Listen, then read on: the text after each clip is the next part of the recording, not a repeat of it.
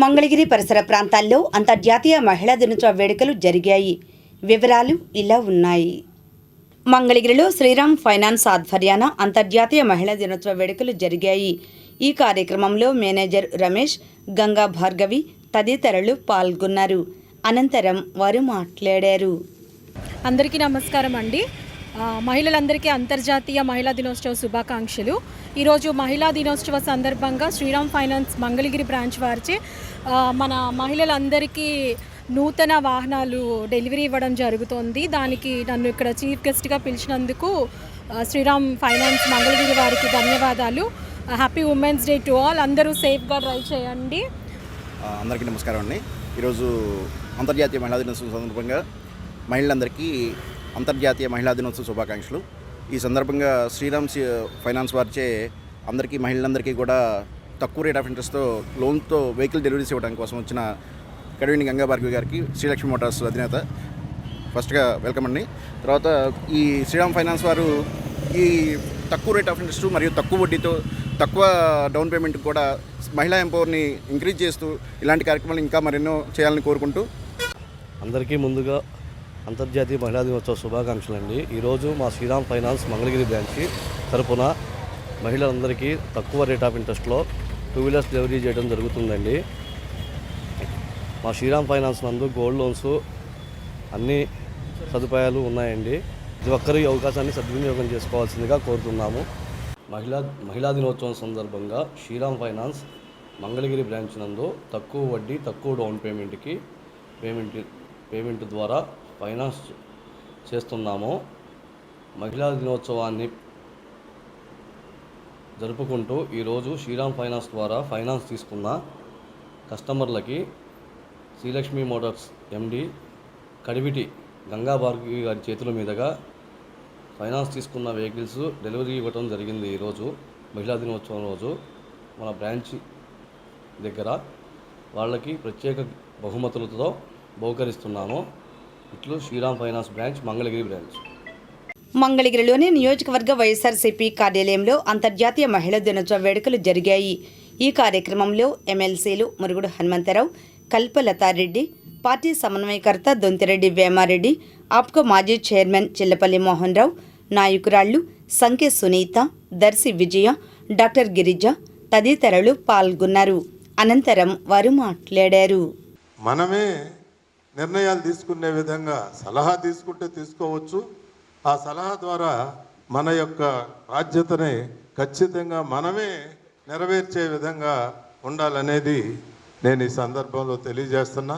అట్లానే మరి ఈనాడు ప్రభుత్వం కూడా మహిళలకి ప్రాధాన్యత చాలా తక్కువ ఇస్తుంది. చెప్పటమే కానీ చేసినటువంటి దాఖలాలు లేవు. చంద్రబాబు నాయుడు గారి ప్రభుత్వంలో మహిళలకి ఎంతవరకు మరి వాళ్ళ యొక్క అభివృద్ధిని కోరుకుంటుంది అనేది ఆలోచించేటైతే న్యాయంగా శూన్యమే. ఎందుకంటే ఎప్పుడూ కూడా ప్రభుత్వాలు సహకరించాల్సినటువంటి అవసరం ఉంది. తల్లికి వందనం ఉంది. తల్లికి వందనం ఎంతమందికి వస్తున్నాయి, ఎంత ఇస్తున్నారు? జగన్మోహన్ రెడ్డి గారు అయితే ఎంత ఇచ్చారు? మరి ఇప్పుడు ఉండేటటువంటి ప్రభుత్వం ఎంత ఇస్తుంది? కొంతమంది చెబుతున్నారు 9,000, 10,000 అట్లా కూడా వచ్చినాయి అని చెప్తున్నారు. మరి ఆ రకంగా మరి జగన్మోహన్ రెడ్డి గారు ఏనాడు ఇవ్వాల 15,000 ఇచ్చాడు. 2,000 రూపాయల స్కూల్ అభివృద్ధి ఖర్చుల కోసం పక్కన పెట్టారు. 13,000 రూపాయలు వాళ్ళ తల్లికి ఇవ్వటం జరిగింది. మీరందరూ కూడా ఎంతో ఉత్సాహంగా ఈ మహిళా దినోత్సవాన్ని జరుపుకోవడానికి ఇక్కడికి విచ్చేసినందుకు చాలా ఆనందంగా ఉంది. ఇది 116వ మహిళా దినోత్సవం.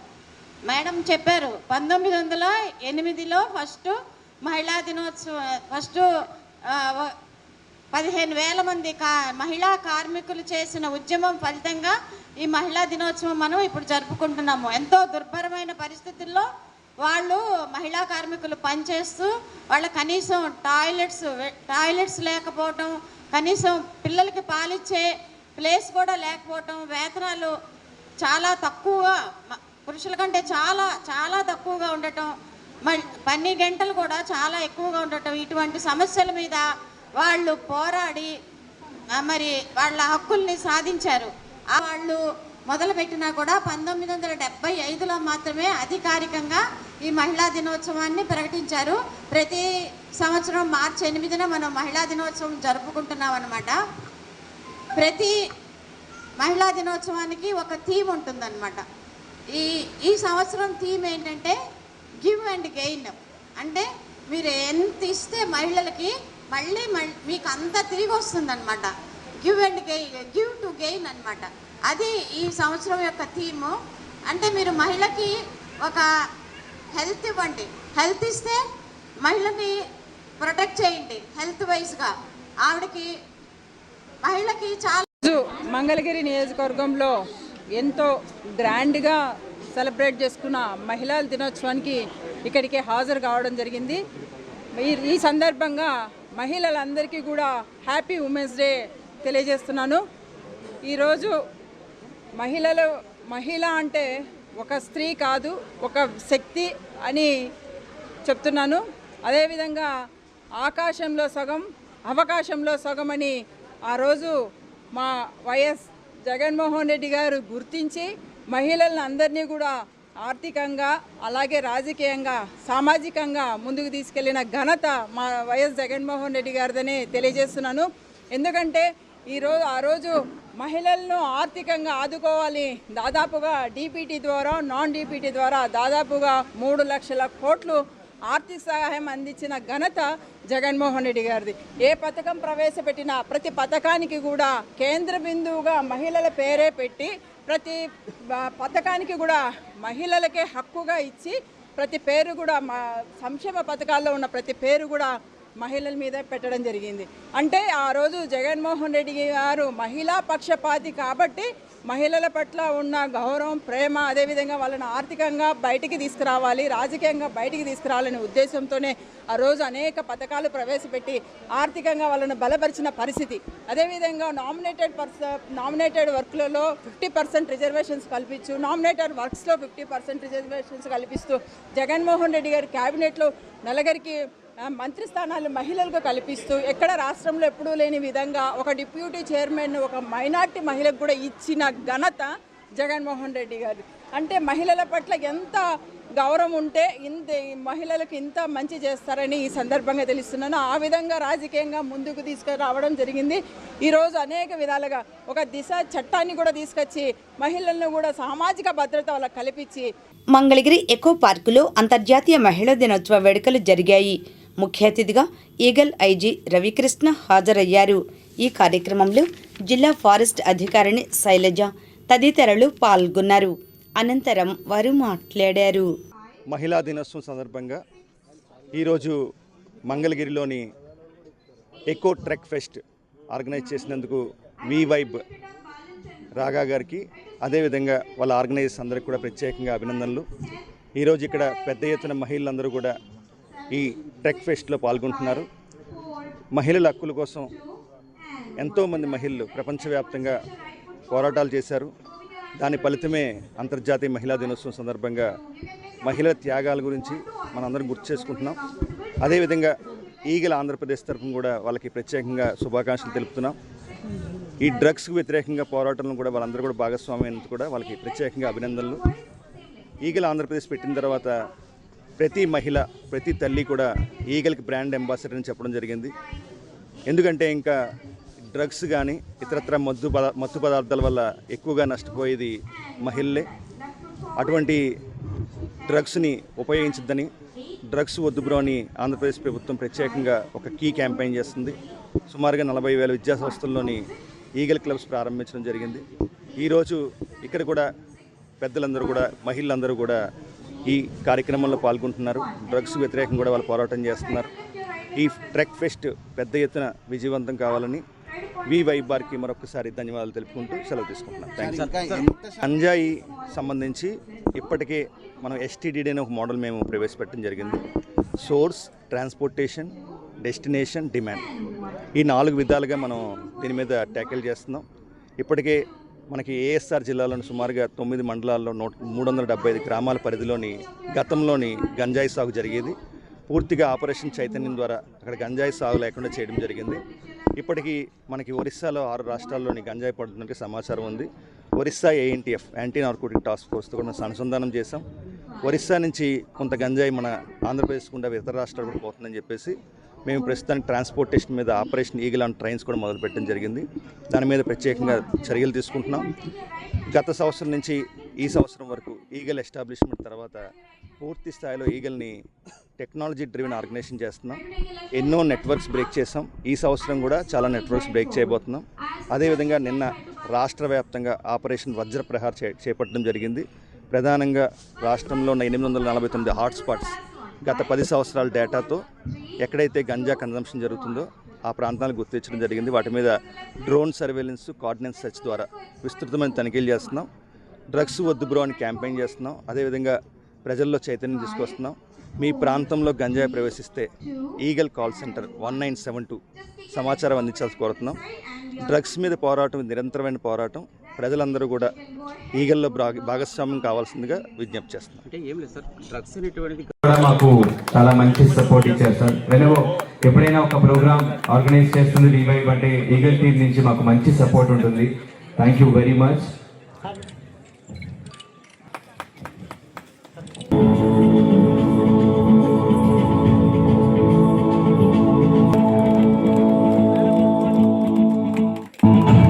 వడ్డేశ్వరం కమ్యూనిటీ హాల్లో గుడ్ షెపర్డ్ కాన్వెంట్ సిస్టర్స్ వారి చైల్డ్ ప్రొటెక్షన్ ప్రాజెక్టు ఆధ్వర్యాన అంతర్జాతీయ మహిళా దినోత్సవ వేడుకలు జరిగాయి.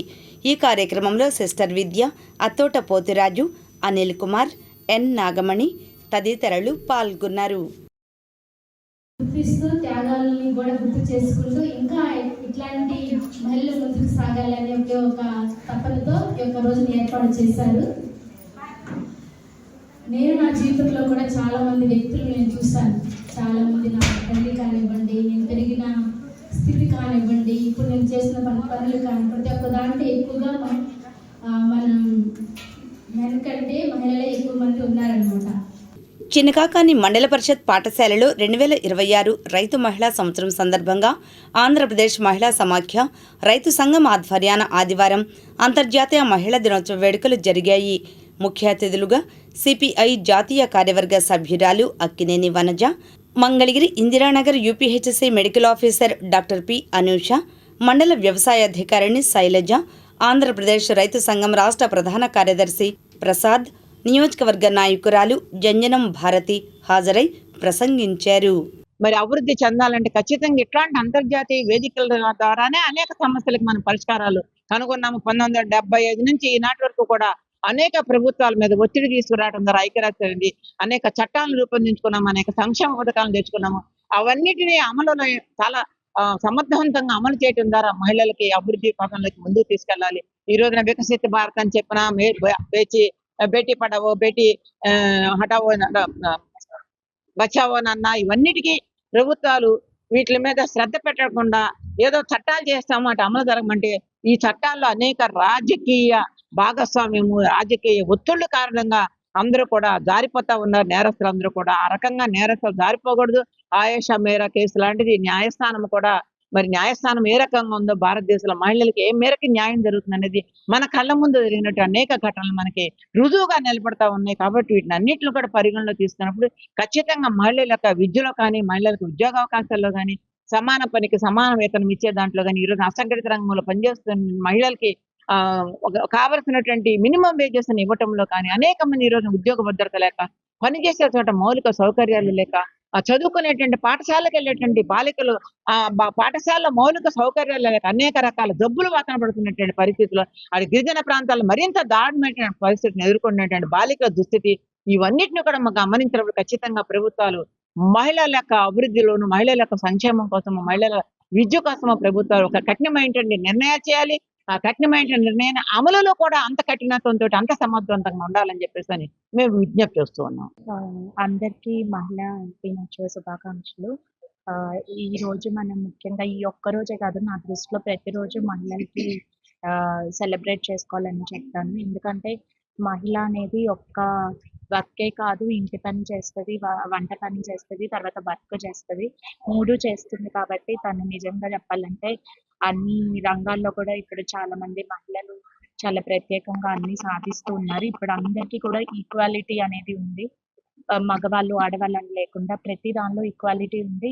అందరూ సమానంగా చేస్తున్నారు. సో ఇదే విధంగా అందరూ ఉండాలని చెప్పి మనస్ఫూర్తిగా కోరుకుంటున్నాను. దాంతో పాటు ఇప్పుడు కొత్తగా గవర్నమెంట్‌లో మన ఆడపిల్లల కోసం హెచ్‌పివి వ్యాక్సిన్ వచ్చింది. సర్వైకల్ క్యాన్సర్ అంటే గర్భాశయ ముఖద్వార క్యాన్సర్‌కి. ఆ వ్యాక్సిన్ ఖచ్చితంగా తల్లిదండ్రులు మీ ఆడపిల్లలకి వేయించాలి. మీరు ఏ గిఫ్ట్ ఇచ్చినా ఇవ్వకపోయినా ఈ వ్యాక్సిన్ మటుకు గవర్నమెంట్ ఉచితంగా వేస్తుంది. అది ఒక్కొక్క వ్యాక్సిన్ కాస్ట్ 5,000 ఉంటది. సో మీరు తప్పనిసరిగా వేయించండి. దానివల్ల 97% ప్రొటెక్షన్ ఉంది. ఫ్యూచర్‌లో అంటే తను 30, 40 ఏళ్ళొచ్చాక ఈ సర్వైకల్ క్యాన్సర్ అనేది రాకుండా కాపాడుతుంది. Thank you. శుభాకాంక్షలు అండి. మహిళలకి 30% రిజర్వేషన్ 31 కాకుండా మహిళల రిజర్వేషన్ అడిగే స్టేజ్లో లేకుండా మా పురుషులతో పాటు సమానంగా సమాజంలో నిలబడాలని ప్రతి మహిళ ఒక ధ్యేయంగా పెట్టుకోవాలి. ఆ మహిళ అంటే ఒక వ్యక్తి కాదు, ఒక శక్తి అనే నినాదాన్ని మనం ఇప్పుడు మహిళలందరూ కూడా దాన్ని గుర్తుపెట్టుకొని ఆ రకంగా అభివృద్ధి పదంలో నడవాలి. తర్వాత ఒక కోట్ ఏంటంటే ఉన్న ప్రపంచ జనాభాలో సగం మంది మహిళలు, మిగతా సగం మంది వారి చిల్డ్రన్ అంటే వారి బిడ్డలు. అంటే ప్రపంచం మొత్తం స్త్రీ గమనం మీదే ఆధారపడి నడుస్తుంది. కాబట్టి ఈరోజు వేదికగా మనం ఒక ఇది ప్రతిజ్ఞ చేసుకున్నాం. ఏంటంటే స్త్రీని గౌరవిద్దాం, స్త్రీని ఎదగనిద్దాం, స్త్రీ సాధికారతని సాధించనిద్దాం. ప్రధాన కార్యదర్శి ఆంధ్రప్రదేశ్ రైతు సంఘం 2026 సంవత్సరాన్ని ఐక్యరాజ్య సమితి రైతు మహిళా దినోత్సవంగా సంవత్సరంగా పాటించాలని పిలుపునిచ్చింది. దానిలో భాగంగానే ఈరోజు ప్రారంభించి ఈ సంవత్సరం అంతా రైతు మహిళలు ఏ రకంగా వ్యవసాయ రంగంలో లేదు గ్రామీణ ప్రాంతాల్లో ఉండేటువంటి అనేక చోట్ల ఏ రకంగా ఇబ్బందులు పడుతున్నారు, ప్రధానమైనటువంటి లక్ష్యం ఏదైతే ఐక్యరాజ్య సమితి సూచించిందో ఆ లక్ష్యాన్ని చేరుకునేదానికి వ్యవసాయంలో మహిళల యొక్క పాత్రని పెంచడానికి, మహిళలకి ఒక గౌరవప్రదమైనటువంటి స్థానం కల్పించడానికి కృషి చేయాలనేటువంటి ఉద్దేశంతో మా అఖిల భారత కిసాన్ సభ పిలుపు మేరకు ఈ రాష్ట్రంలో మహిళా రైతుల్ని సమీకరించి ఇటువంటి కార్యక్రమాలు నిర్వహించడం జరుగుతూ ఉంది. ఈరోజు మరి ప్రారంభంగా మార్చి 8వ తారీఖు మరి అంతర్జాతీయ మహిళా దినోత్సవాన్ని పురస్కరించుకొని ఈ కార్యక్రమాలు నిర్వహించడం జరుగుతుంది. దీంట్లో ఎందుకంటే ప్రతిరోజు మహిళల మీద అనేక సంఘటనలు మనం ఎప్పుడు ప్రతిరోజు న్యూస్ చూడాలంటే భయం పుట్టే పరిస్థితుల్లో ఈరోజు మన సమాజం వెళ్ళిపోయింది. చట్టాలు ఇదివరకు లేనప్పుడు ఇంత మహిళల మీద ఇన్ని దాడులు ఎప్పుడు జరగలేదు. చట్టాలు చేసే కొద్దీ దాడులు పెరుగుతున్నాయా అంటే చట్టాలు అసలు పనిచేస్తున్నాయా, చట్టాలంటే అసలు భయం ఉందా, చట్టాలు ఎవరి మీద బాగా ప్రభావితం అవుతున్నాయంటే ఏ అండా లేని వ్యక్తికి అయితే శిక్ష పడుతుంది, కానీ రాజకీయ నాయకుల పిల్లల్లో ఏమైనా నేరాలు చేస్తే వాళ్ళని మాత్రం శిక్షించే పరిస్థితుల్లో మన ప్రభుత్వాలు ప్రస్తుతం లేవు. కాబట్టి చట్టాలను కఠినతరం చేసి మహిళల మీద ఏదైనా దాడులు జరిగితే వెంటనే ఆ వ్యక్తి ఎంతటి మంత్రి కొడుకైనా ఎవరైనా సరే ఉపేక్షించకుండా చట్టాలని సమర్థవంతంగా వాళ్ళని కూడా శిక్షించి మహిళలకి న్యాయం చేయాలని చెప్పి, అలాగే 33% రిజర్వేషన్ అని చెప్పి 2027లో మేము అమలు చేస్తామని చెప్పి ప్రకటించి ఉంది సెంట్రల్ గవర్నమెంట్. దాన్ని మళ్ళీ వాయిదా